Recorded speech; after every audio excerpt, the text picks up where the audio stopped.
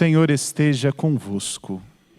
Está no meio de nós. Anúncio do Evangelho de Jesus Cristo segundo Mateus. Glória a vós, Senhor.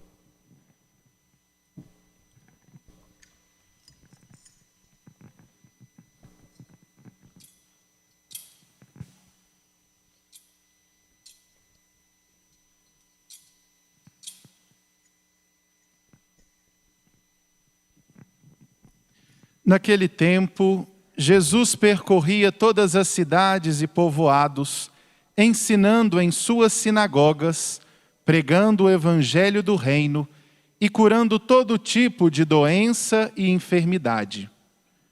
Vendo Jesus as multidões, compadeceu-se delas, porque estavam cansadas e abatidas, como ovelhas que não têm pastor. Então disse a seus discípulos: a messe é grande, mas os trabalhadores são poucos. Pedi, pois, ao dono da messe que envie trabalhadores para a sua colheita. E chamando seus 12 discípulos, deu-lhes poder para expulsarem os espíritos maus e para curarem todo tipo de doença e enfermidade. Enviou-os com as seguintes recomendações: ide antes as ovelhas perdidas da casa de Israel. Em vosso caminho anunciai: o reino dos céus está próximo. Curai os doentes, ressuscitai os mortos, purificai os leprosos, expulsai os demônios. De graça recebestes, de graça deveis dar. Palavra da salvação. Glória a vós, Senhor.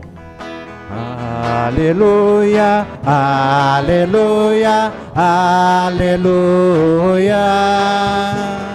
Aleluia, aleluia, aleluia.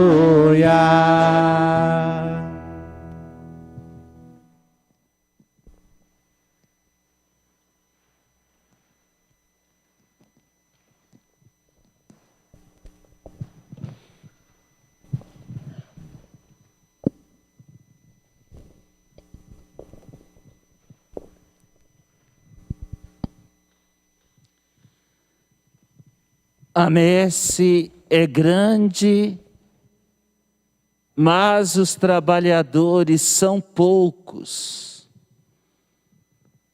Pedi, pois, ao dono da messe que envie trabalhadores para a sua colheita. É uma oração que nasce do fundo do coração de nosso Senhor Jesus Cristo. E peço a vocês licença para convidá-los a rezar juntos esta oração. Na igreja nós temos o costume de rezar estas palavras de Jesus. Vamos dizê-la. A messe é grande, todos. A messe é grande. Juntos. Mas os trabalhadores são poucos. Mas os trabalhadores são poucos. Enviai, Senhor. Enviai, Senhor. Operários. Para a vossa messe. Para a vossa messe. Irmãs e irmãos, na obra, no trabalho da messe de Deus, o primeiro a não parar de trabalhar é o Senhor. Ele o tempo todo percorre como percorria as cidades onde nós estamos. Aqui estamos em Raposos. Mas existem muitas outras cidades. Nossos amigos e nossos parentes estão espalhados. E o Senhor é o mesmo, que ao passar pelo lugar onde nós vivemos, não para de nos ensinar. Ele é o mestre. Quando ele abre o seu coração para proclamar a notícia que aqui ele veio nos dar, a notícia do céu, ele nos ensina a organizar o nosso coração, que precisa estar orientado o tempo todo para Deus. Foi para isso que ele veio. Nesses dias, para ser muito objetivo e direto, no dia de ontem, eu levei um grande susto, que eu quero compartilhar com vocês. Recebi a indicação por mensagem do retiro espiritual que o Papa Francisco e as pessoas que trabalham lá do lado dele estavam começando a fazer para se prepararem para o Natal. E o susto que eu levei foi com o pregador do Papa, porque ele disse uma frase que me marcou muito. E eu estou acolhendo esta frase e quero compartilhar com o maior número de pessoas possível. Pensamento deste pregador, que é um frei capuchinho, que inclusive foi feito cardeal recentemente, a frase é esta: Jesus nasceu para morrer.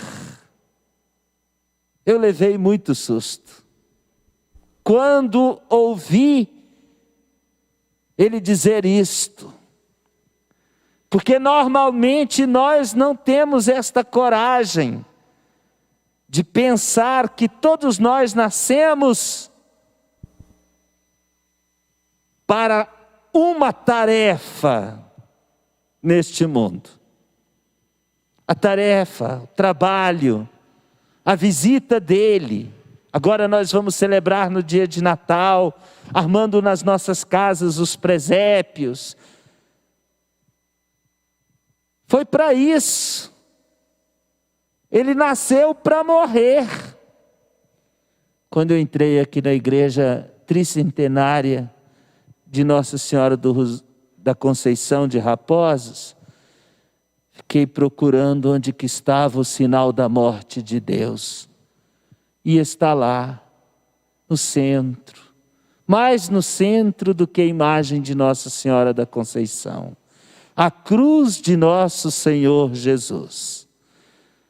Quando nós somos batizados, nós somos marcados pela morte de nosso Senhor Jesus. A cruz de nosso Senhor Jesus. Este é o trabalho de Deus, dar a vida. Que adiantaria Jesus nascer de Maria, com este mistério lindo que é a encarnação, se nele não estivesse à disposição de dar a sua vida, para que eu e você, todos nós pudéssemos ter vida.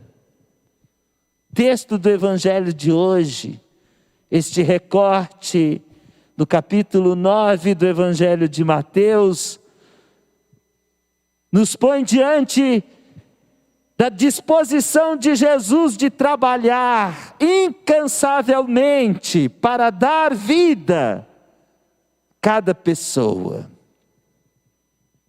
Pregando o Evangelho, curava as pessoas de todo tipo de doença e enfermidade. Esse tempo que nós estamos vivendo, a gente está tomando consciência de uma forma ainda mais direta do que quer dizer doença e enfermidade. Todo mundo já sabia disso. Todo mundo já tinha tido contato com doença e enfermidade na vida. Só que este ano de 2020 a coisa piorou. Tanto que nos fez ficar assim. Agora eu já estou até achando bonito, mas no início eu achava uma coisa horrorosa. Todo mundo com o rosto tampado. Parecendo assim um bando de monstros. Nós tiramos diante dos nossos olhos aquilo que inclusive nos atrai. Sorriso dos lábios, da boca, os traços do rosto. Foi a doença e a enfermidade da perigosa contaminação da Covid-19, que ainda não acabou, que nos impôs pensar que todo mundo pode se afetar por este perigo que nos faz, inclusive, perder a vida. Mas nós não temos esse medo, assim, que nos bloqueia e nos impede de fazer o que estamos fazendo. Ao contrário, nós estamos aprendendo a driblar esta situação. Já aprendemos a usar máscaras. Só aqui em Raposos, da hora que eu cheguei até agora, Padre Fernando, já passei álcool nas mãos umas 4 vezes. Antes da pandemia, eu acho que eu nunca tinha passado álcool nas mãos para nada. Mais ou menos lavava as minhas mãos para comer. Agora tenho tanto medo, não é assim que nós ficamos? Que a gente não para. Até carregar álcool no bolso ou na bolsa a gente carrega. Não é assim que estamos vivendo? Estamos aprendendo. Aprendendo que a nossa vida vale muito. Estamos aprendendo a contornar os perigos das enfermidades. Por isso que de agora em diante nós seremos pessoas diferentes. Porque estamos tomando consciência que cada um de nós é responsável pelo outro. Porque cada um de nós pode ser um perigo para o outro. Eu posso contaminar vocês e vocês podem me contaminar se eu tiver sido afetado. Engraçado que antes a gente tinha algumas pequenas infecções e não tínhamos tanto medo, mas nós transmitíamos. Não tinha o perigo que tem hoje, mas transmitíamos infecções para os outros. A igreja está entendendo que o caminho para superar a grande dificuldade é o caminho de Jesus. Que beleza! Vendo as multidões com as suas doenças e enfermidades, não fingiu que estava vendo as dificuldades das pessoas. Ao contrário, vendo todas as multidões, delas sentiu compaixão. E agiu, e deu a vida, e curou as pessoas. E botou muita gente para trabalhar. Jesus nasceu para morrer, para nos salvar. Esta que é a verdade. E para fazer isso, ao nascer da Virgem Maria Imaculada, pura, Santíssima Mãe, esse mistério comove o nosso coração. O da mãe de nosso Senhor Jesus, cujo 7º dia da novena hoje estamos devotamente celebrando, com toda a honra e responsabilidade, aqui nesta localidade que tem história preciosa de amor a Maria. Ele nasceu para morrer, para dar a vida, e nos envolveu. E chamou os seus discípulos e as suas discípulas. Chamou primeiro aqueles 12. Hoje, eu tenho privilégio de trabalhar, de servir a igreja como responsável de um santuário de um dos 12, Judas Tadeu, que eu nem conhecia, e nem sabia que era assim tão íntimo de Jesus, pregador da palavra. Ele aprendeu junto com os outros a levantar a voz para anunciar as maravilhas de Deus sem parar. Eu não vim aqui para falar de São Judas Tadeu, mas não tem jeito mais. O Padre Fernando vai ficar preocupado se com isso eu estou fazendo propaganda para vocês visitarem o Santuário Arquidiocesano, mas com certeza estou, porque não é só ele que deve ir lá celebrar a missa. Todo mundo pode passar por lá, e vale a pena entender que o Senhor chamou estes primeiros para proclamar a palavra, dando a eles tarefas, trabalhos importantíssimos, sem os quais não há vida. Olhem que beleza o trabalho de quem é discípulo e missionário de Jesus. Ir aonde são os habitantes da casa de Israel. Às vezes nós pensamos que a gente pode ficar escolhendo o trabalho e as pessoas. Coração de todo mundo é o desafio diário para cada um de nós. Começar daqueles que estão dentro da nossa casa. Ir no coração das pessoas da casa de Deus. Porque Deus mora na casa de todas as pessoas. Primeiro ensinamento. Não ficar desviando o olhar dos outros por preconceito, por racismo, por indiferença, porque é desta condição econômica ou de outra, porque segue esta religião ou outra. Ir no coração, que é a casa de Deus, toda pessoa. E depois o que a gente vai fazer no coração das pessoas? Quando a gente vai lá para poder ajudar, para poder falar daquilo que nos encanta, como fez Maria, que foi ao coração de sua parenta. Foi lá para levar Jesus. E qual susto ela não tomou, porque quando ela chegou, quem se remexeu? Foi o menino que já estava totalmente vinculado com seu filho. Maria e cada um de nós precisa fazer essa experiência. Quando nós nos dispomos a portar Jesus, nós o recebemos antes mesmo que chegamos, porque é Ele quem nos conduz. Depois, como Jesus fez, nós todos somos chamados a ir para curar. O profeta Isaías, ouvimos hoje na primeira leitura, tem uma expressão no final desse texto do capítulo 30, que encanta. É a seguinte: a lua brilhará, o sol se tornará 7 vezes mais potente,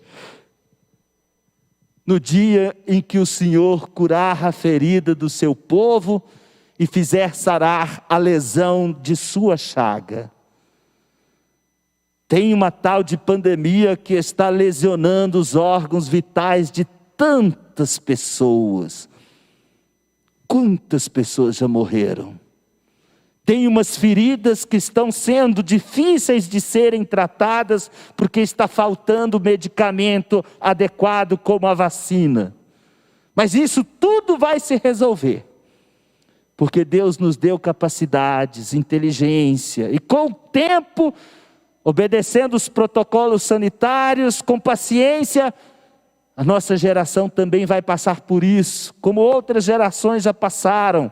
O que nós não podemos fazer é ignorar que nós temos que nos cuidar. Isso vai passar. O problema mais sério é curar as lesões eternas que o pecado causa na nossa alma. Somente quando estas lesões e estas feridas puderem ser curadas, é que todos nós poderemos ver o brilho de Deus, como o brilho do sol brilhando 7 vezes mais. Vamos derreter de alegria por esse dia. E para que isso aconteça, discípulo, discípula de Jesus é chamado a fazer o que ele faz, sentir compaixão, se aproximar, cuidar de cada irmão e curar as suas feridas causadas pelo pecado da inimizade e da falta de fraternidade. Essa coisa que a gente anda dizendo na vida inteira, é difícil, padre, perdoar. O padre Fernando é um padre muito bacana, porque tem pouco tempo de padre. Acho que mais de um ano já, né, padre Fernando? Mas já sabe que este é um refrão. Por cada confissão, quando não é dito, é transpirado. A gente chega, nós padres também, para se confessar com esse sentimento e esta impotência de, às vezes, imaginar que nós não podemos perdoar. Podemos perdoar. Temos que perdoar. É nosso dever perdoar. Única coisa que nós precisamos realizar no trabalho de Deus. Quando Jesus morreu na cruz e ressuscitou, e aí apareceu para os amigos dele com Nossa Senhora, um certo momento, deu trabalho. Soprou sobre eles o Espírito Santo e disse: ide, como o Pai me enviou, eu também vos envio. Tudo que vocês perdoarem aqui na terra será perdoado no céu. E o resto da conversa vocês conhecem. Então, nenhum de nós está dispensado de perdoar todo dia. Isso cura. Quando não tem perdão, não cura. A falta de perdão é o envenenamento do coração. E a gente precisa de fazer esse trabalho, porque como Jesus, todos nós somos ofendidos, perseguidos, caluniados, mal compreendidos, mal amparados. Não dá para viver nesse mundo carregando uma ferida que não cura. E o discípulo de Jesus, a discípula de Jesus, aquele que é de Maria, aprende nesta escola da alegria de Deus conosco, Emmanuel, a não parar de perdoar. Além de fazer a experiência sempre importante de perdoar, o Senhor nos pede para, com o nosso jeito de ser e de amar, como Ele amou, dar vida à vida das pessoas esmorecidas, desesperançadas, sem sentido. De vez em quando a gente escuta umas notícias tão dolorosas, eu não sei se aqui acontece muito, espero que não, mas não tem sido assim tão raro. De vez em quando alguém chega lá no santuário e fala que é missa de 7º dia. Um ou outro vem e conta uma história. Eu sempre levo um susto quando a história é de suicídio. Gente que estava morrendo e acabou de se matar. Nós precisamos devolver a vida, animar as pessoas com o nosso jeito de esperar em Deus, dando testemunho de que a nossa vida está nas mãos de Deus. As dificuldades desta vida, todos nós as temos, não podemos desanimar com a vida por causa das questões e dos problemas. Ainda tem outras 2 tarefas, eu falo muito, mas não vou embora sem terminar de dar as tarefas, não é? Purificar os leprosos. Quais são as coisas que nos fazem tomar distância, além da pandemia, obviamente, porque esta é uma obrigação para a sobrevivência de todos? Quais são as coisas que nos fazem perceber que o outro não pode chegar perto de nós? Cada um é que sabe. Cada um é que precisa avaliar que tipo de olhar que tem. E o termômetro é sempre esse. Se eu sinto preconceito por alguma coisa, o outro, para mim, é um leproso. Não pode se aproximar. Então nós, como discípulos de Jesus, não podemos alimentar posturas fechadas, preconceituosas. A nossa proximidade samaritana, solidária, purifica as pessoas das suas pechas, que recebem injustamente, porque ninguém é melhor do que ninguém. Por fim, essa sim é uma tarefa que pode até nos escandalizar: expulsar os demônios. Se tem um troço que atrapalha a nossa vida para ir para o céu, é o diabo, com o seu fedor, com a sua catinga. Não pode ficar perto de nós a maldade. O que ela produz em nós nos enfeia e nos torna distantes do sonho de Deus, que foi aquele sonho lindo que Ele realizou ao nos fazer a todos a sua imagem e semelhança. As tentações do diabo estão presentes na mentira, na arrogância, no narcisismo, toda espécie de diminuição espiritual que o nosso coração pode se deixar afetar. Que esta santa palavra de Deus nos ajude. Eu estou muito comovido de ter podido vir aqui no dia da novena de Nossa Senhora. Como é bom estar na casa de Deus, onde é a casa de Maria. E é por esta alegria que agradeço ao Padre Fernando pelo convite e a vocês por esta oportunidade maravilhosa de rezarmos juntos, escutando com qualidade a santa palavra de Deus. Amém.